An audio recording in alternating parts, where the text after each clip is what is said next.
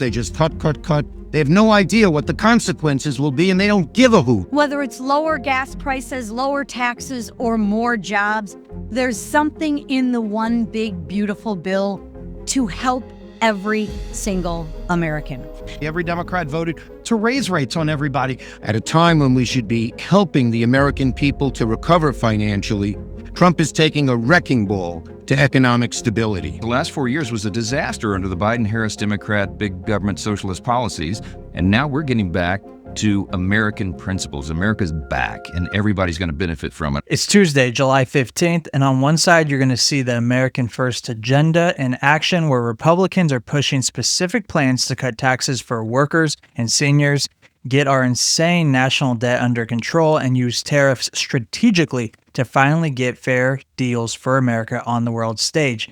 On the other side, you will see the Democrats, the progressive agenda, trying to block it at every single turn. They are literally threatening a government shutdown just to protect what the GOP calls billions in wasteful spending, and they're attacking the very policies designed to help working families. Well, one thing I can tell you in the Trump administration is that there has been a renewed commitment to reducing spending.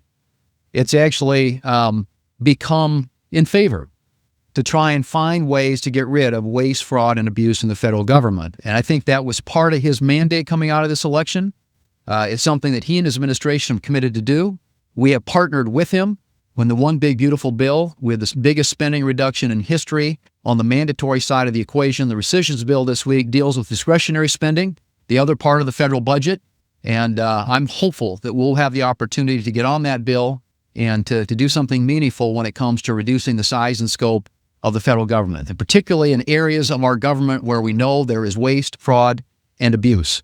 Now, the Democrats have suggested that they would shut the government down over us taking up rescission, that somehow that's going to step on the normal appropriations process. And I guess what I would point out is that rescissions have been a part of the process around here for a long time, not only in the annual appropriations process, but both administrations have in the past submitted rescissions packages to the Congress. And I'd also remind people that what we're talking about here is 1/10 of 1% of all federal spending.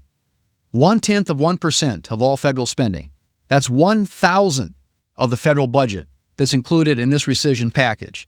And so I hope we have the votes to get on this bill later today and to have an opportunity for people to offer amendments if they see things that they want to, they think they can fix or modify in the legislation. That's always an opportunity that people have when the bill comes to the floor. But clearly, this is something that all of us believe is a priority. When you've got a $36 trillion debt, we have to do something to get spending under control. Now, here's Senator Chuck Schumer with the Democratic opposition to the cuts. As you can tell, he's not very confident. He's looking down at a piece of paper the whole time, and just doesn't really make me feel like I believe him. But now, guess what? He's unveiling a new investigation. As if kicking 17 million people off health care to give billionaires the largest tax break in history wasn't enough, Republicans are at it again this week. Republicans are leading the charge to implement President Trump's devastating and wildly unpopular cuts that impact millions of Americans.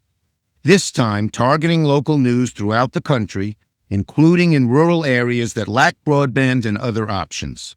To be clear, gutting bipartisan investments and hurting America's standing throughout the world is not popular. Losing access to local news, radio, and weather alerts, particularly in rural areas, is not popular.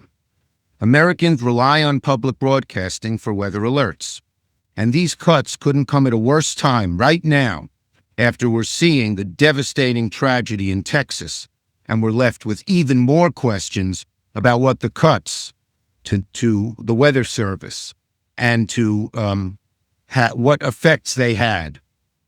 That's why today I called for a full-scale independent investigation into whether Trump and Secretary Noem's haphazard policy changes and job cuts delayed aid, cost lives, left our nation vulnerable to future disasters.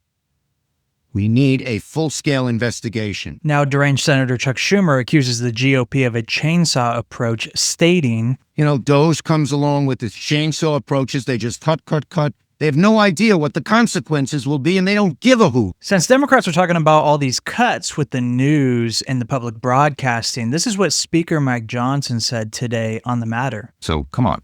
The NPR and PBS components this is in our view, the misuse of taxpayer dollars. They're biased reporting. They're not objective. They pretend to be so. They have for a long time. And the people don't need to fund that. I mean, we're in an age of, you all know, you work in the industry. I mean, media is so multifaceted now. There's so many avenues and areas for information. And while at its origination, NPR and PBS might have made some sense, and maybe it does now, but it shouldn't be subsidized by taxpayers. So now that we talked about the U.S. government spending and the national debt crisis, I want to move forward with the tax policy, which we could see that there is a clear partisan divide today. We kept our promise to unleash American energy, and we strengthened Medicaid for those who need it most, expanded health saving accounts, and created a rural hospital fund. Whether it's lower gas prices, lower taxes, or more jobs, there's something in the one big, beautiful bill to help every single American. Compare that to Democrats who voted to raise every American's taxes. So a central feature is making tips and overtime pay tax-free for hourly workers. GOP claims that this will put an average of $1,300 back into the workers' pockets. With the no tax on tips, we're looking at a $1,300, average $1,300 per service industry employee that is going to have new money in their pockets. That will either be servicing debt, taking care of their family, providing for their family, or just, just getting to spend their money instead of Washington, D.C.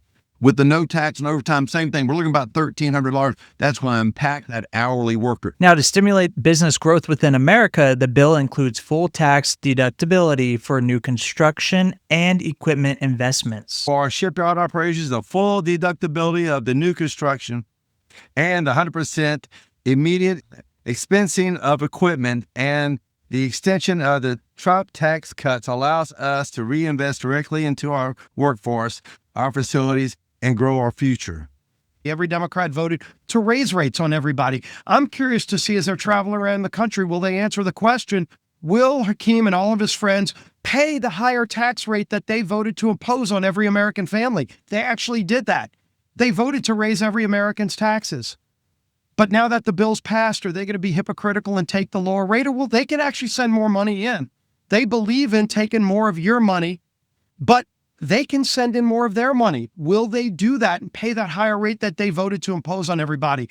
I think probably not, but it's a fair question to ask. Now, again, the Democratic counter argument right now is just tax cuts for the wealthy. That's just what they're trying to push. But Republicans claim that Democrats voted to raise every American's taxes, and they are rooting against the success of working families in America. First and foremost, that what we're seeing on the floor this week in the Senate is another round of Republicans willing to cut services that are important to the American people in order to provide tax cuts for very wealthy Americans. That is what drives every action, including public radio stations that can deliver emergency information. So in the direct opposition, Democrats argued the GOP's main goal is cutting services for the American people in order to provide cuts for very wealthy Americans. And we already heard what Speaker Mike Johnson had to say on the matter when it came to the cuts for public broadcasting. So this next part's pretty interesting because it tackles inflation and the Federal Reserve, and you'll hear that the Democrats blame Republicans for the tariffs, for